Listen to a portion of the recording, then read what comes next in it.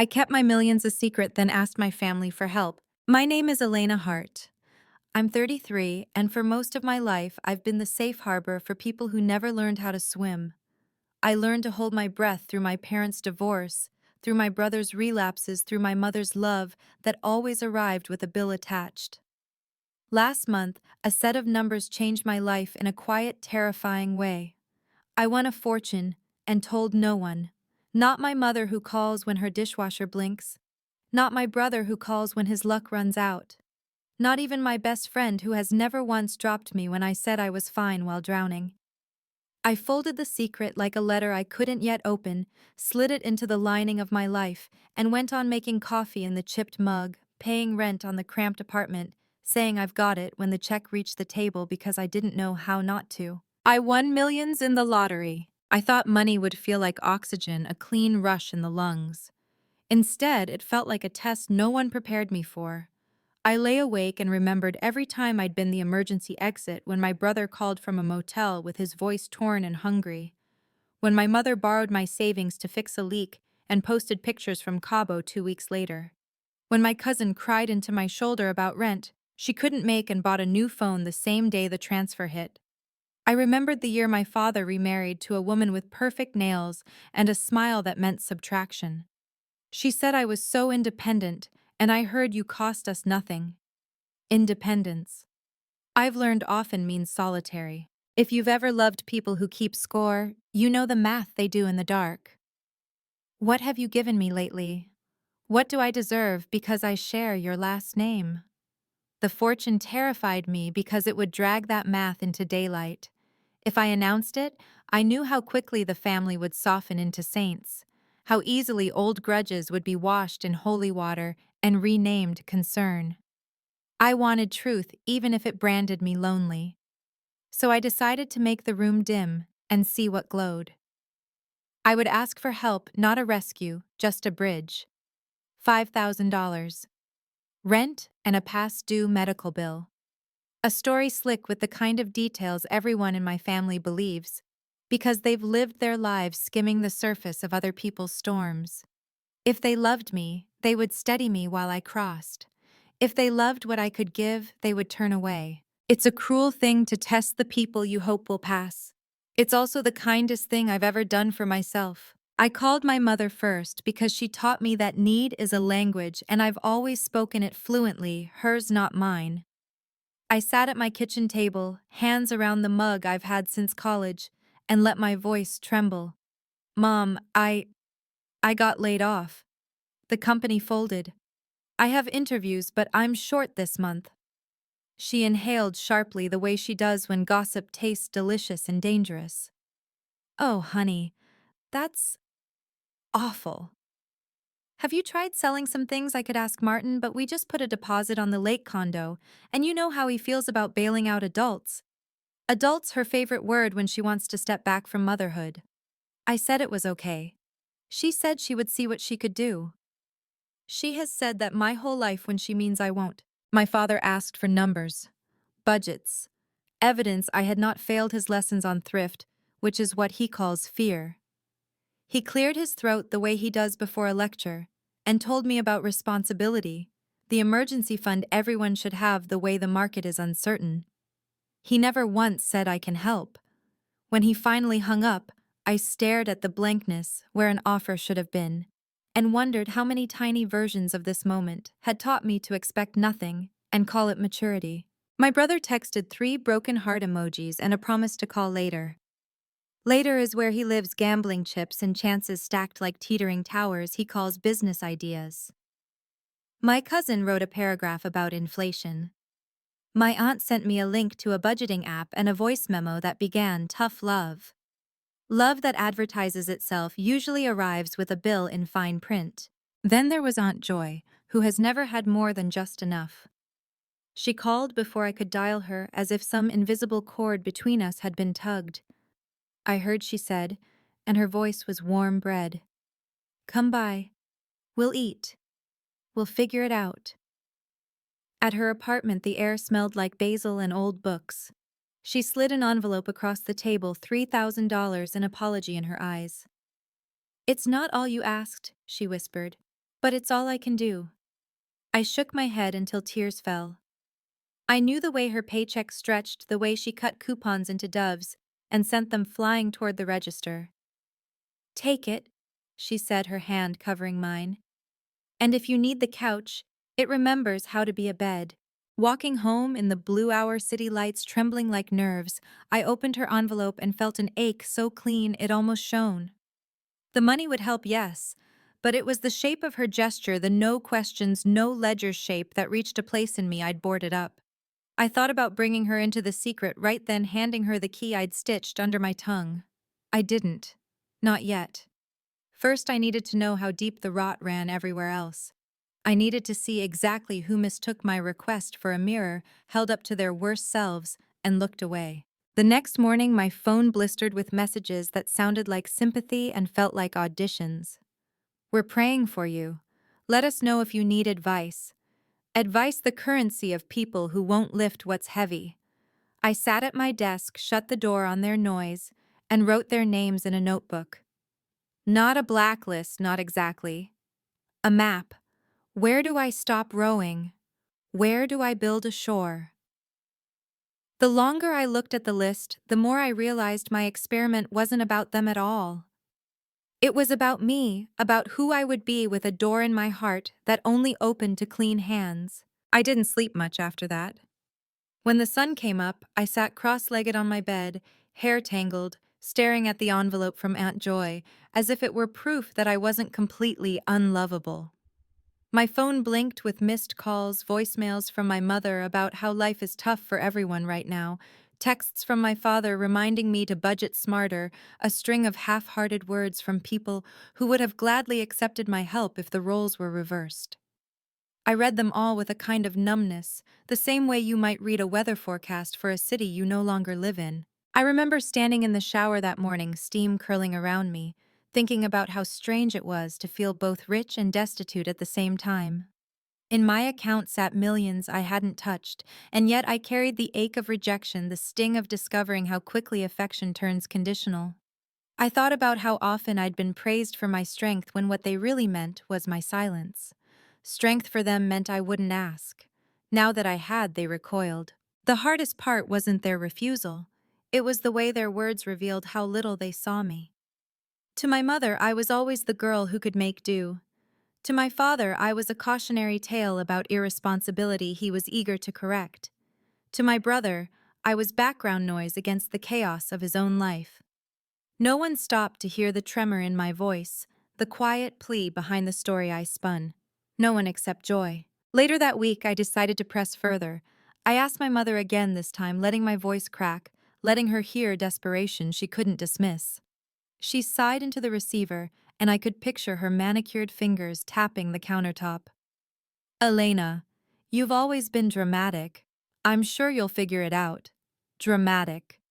That word sliced deeper than any outright refusal, because in it was the dismissal of my pain, the refusal to believe that my need could ever be real. I hung up and sat in the dark, the silence of my apartment pressing down on me. That was when it hit me. They never wanted me weak. Weakness meant responsibility. Weakness meant they'd have to give, not just take. All these years they had praised my independence because it cost them nothing. Now that I dared to ask, they acted as if I'd broken an unspoken contract. I started to imagine what would happen if I told them the truth, that I had enough money to erase all their debts, buy homes, change their lives forever.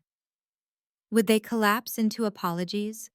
Would they try to rewrite history, pretending their refusals were jokes or misunderstandings? I realized with a sick certainty that if I ever revealed the truth, they would never forgive me for testing them, and maybe I wouldn't forgive them either. The weight of the secret pressed harder with each passing day. It wasn't just about the money anymore.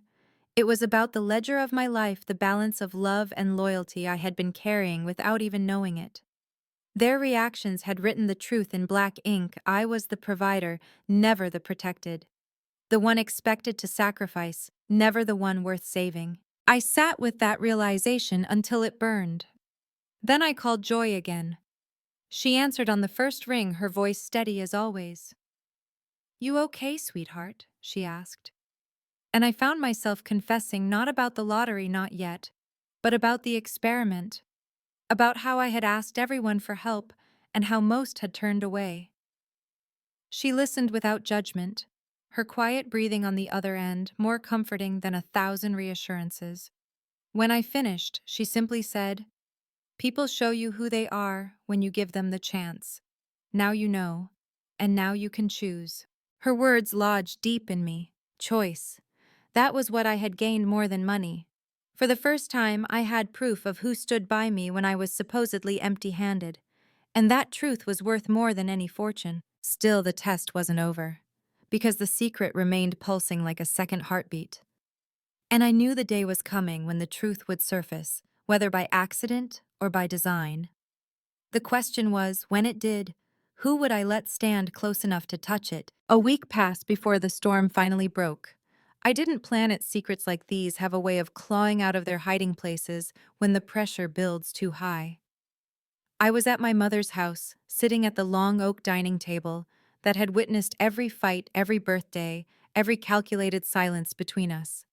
She had invited me for Sunday dinner, though I suspected the invitation was more about appearances than love.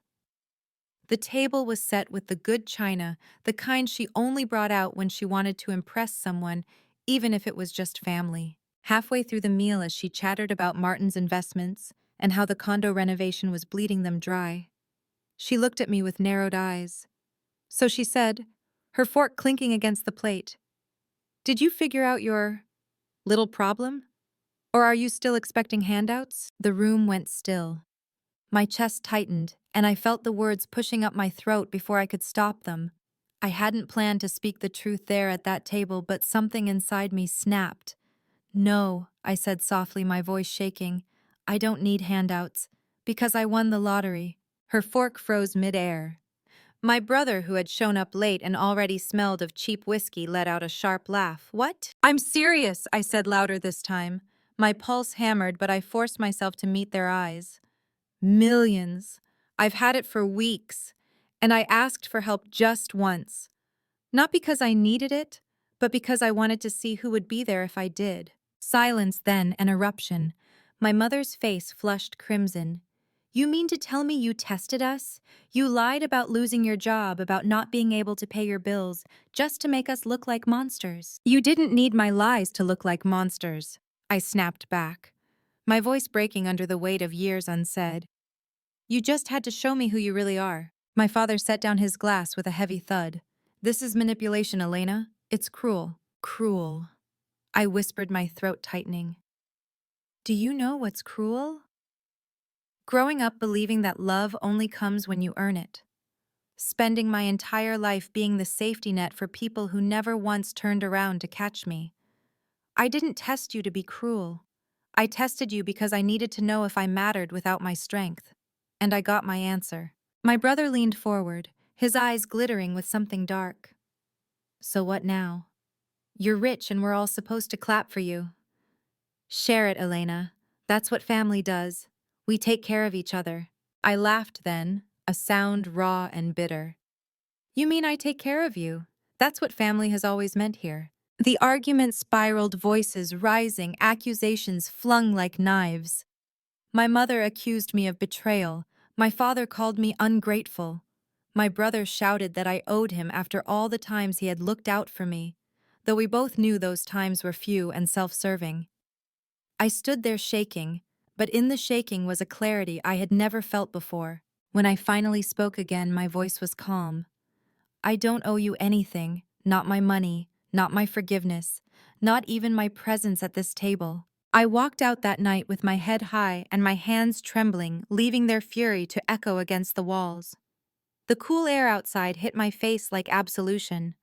I thought I would feel guilty, but what I felt was something close to freedom. Aunt Joy called later, her voice steady as always. She had heard, of course, news in families like ours spreads faster than wildfire. "You did what you had to," she said gently. "Now you get to choose who you carry with you, and who you finally put down." That night I sat with the enormity of it all. I had imagined that revealing the truth would bind us tighter, maybe force a reckoning that ended in closeness. But instead, it had burned the bridge clean. And as painful as that was, I realized it was also the only way forward. Some ties aren't meant to be mended. Some ties are meant to be cut so you can breathe again. I stared at the notebook where I had written their names, where I had mapped who had failed me. Slowly, I drew a line through each one, not as punishment, but as release. My family had shown me who they were, and now I was free to stop pretending otherwise. In the weeks that followed, the fallout was relentless. My phone buzzed with messages, some pleading, some venomous. My mother's voice cracked through voicemails, insisting I had humiliated her in front of the family, that I had orchestrated a cruel trick just to make her look bad. My father wrote long emails lecturing me on morality, accusing me of arrogance, of forgetting where I came from.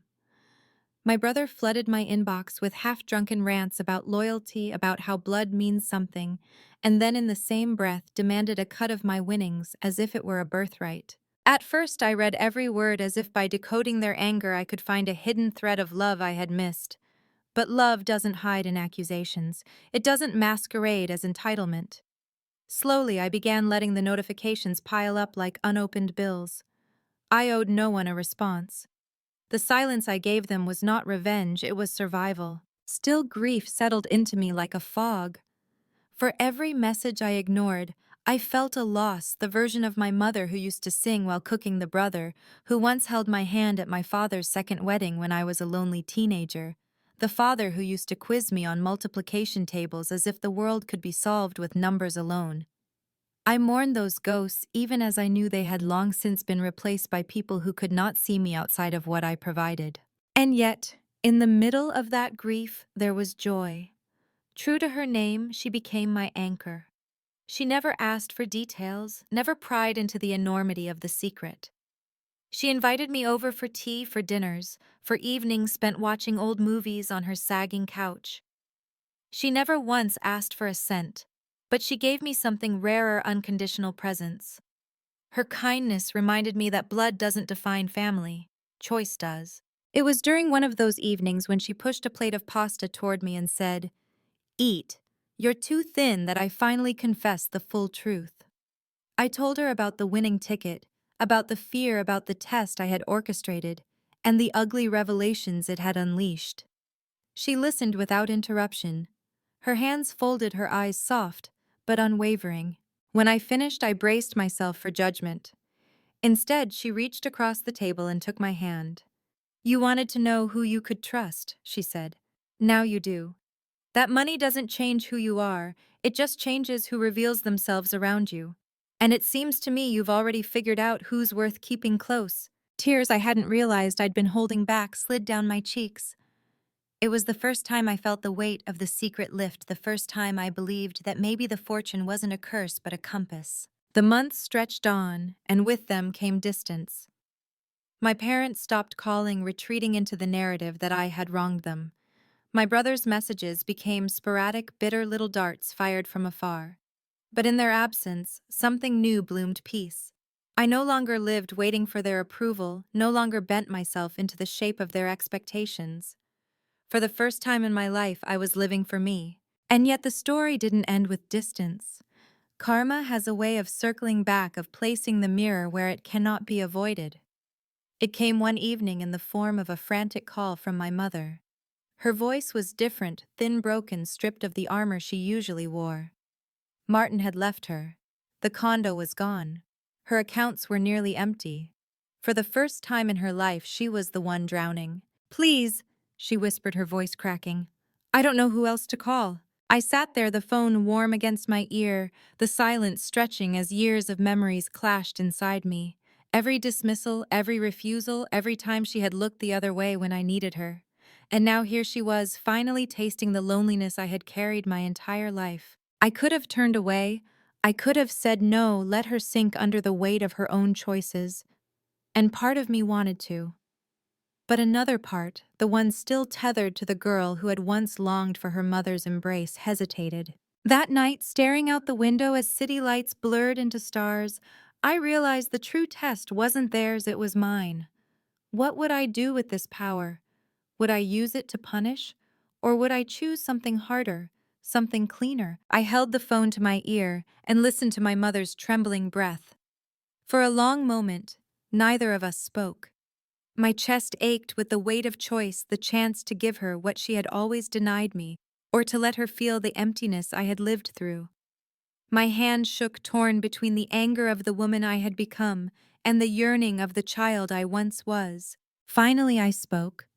My voice was steady, though inside I was trembling. "I'll help you, Mom, but not the way you think." She exhaled sharply, ready to hear about checks and transfers, but I cut her off. "I'll help you find a job. I'll help you learn how to stand again. But I'm not your bank, and I won't save you with money. I'll save you only if you're willing to save yourself." Silence. Then the sharp edge of her pride flared. "You'd let your own mother suffer while you sit on millions?" I closed my eyes. I'd let my mother learn what it feels like to carry herself. Because maybe then she'll understand what she asked me to do my whole life. She hung up on me. The click echoed like a slammed door, but for once it didn't feel like abandonment. It felt like release. I sat there in the quiet, tears slipping down my face, realizing I had broken the cycle. I wasn't the endless provider anymore. I wasn't the daughter who would bankrupt herself emotionally just to keep others afloat. The months that followed were a strange mixture of grief and healing. My parents kept their distance, too proud to admit they needed me, too bitter to forgive me for the mirror I had held up. My brother drifted in and out with half-hearted attempts at reconciliation, but I no longer took the bait. Each time I refused to step into the role of savior, I grew lighter. Meanwhile, I began building something new. With joy by my side, I invested carefully, not in flashy mansions or sports cars, but in small businesses run by people who reminded me of who I once was, hardworking, overlooked, desperate for one chance. I watched them rise, and in their rising I found a strange kind of redemption. One day, I returned to Aunt Joy's apartment carrying papers she didn't expect. Deeds, accounts, of future secured. She tried to refuse at first, shaking her head with tears in her eyes. "I don't need this, Elena. You've already given me more than I ever asked." I pressed the papers into her hands. "You're the only one who ever gave without asking. Let me do this for you." She wept then, not out of greed but out of relief, out of the rare feeling of being seen. And in that moment, I realized that wealth only has meaning when it turns into love, when it lifts the people who never weighed you down. Years passed, and the wounds of my family never fully healed. My mother grew older and lonelier, still clinging to her bitterness. My father remarried again, burying himself in his numbers. My brother drifted further away, chasing schemes that always crumbled. But I had stopped waiting for them to change. I had stopped bargaining for their love. The lottery hadn't saved me. It hadn't mended what was broken. But it had shown me the truth. Love without conditions is rare, and when you find it, you guard it fiercely. For me, that love came not from the ones who were supposed to protect me, but from the one who chose me every single time. Now, when I look back, I don't think about the money first. I think about the night I walked out of my parents' house with shaking hands and a clear heart. I think about the envelope of crumpled bills Aunt Joy gave me when she had almost nothing. I think about the moment I chose to break the cycle of giving without receiving. And if there's one thing I've learned, it's this: betrayal doesn't define you. Family doesn't define you. The choices you make when you finally see the truth, that's what defines you. So if you've ever felt like the safety net for everyone else, if you've ever wondered whether you'd be loved if you couldn't give, let my story remind you, you deserve a love that doesn't keep score. You deserve to be held, not just leaned on. And sometimes walking away is the only way to finally be free. Thank you for listening to my story. If it touched your heart, please like, share, and subscribe. And let me know your thoughts in the comments below. Your words mean more than you know.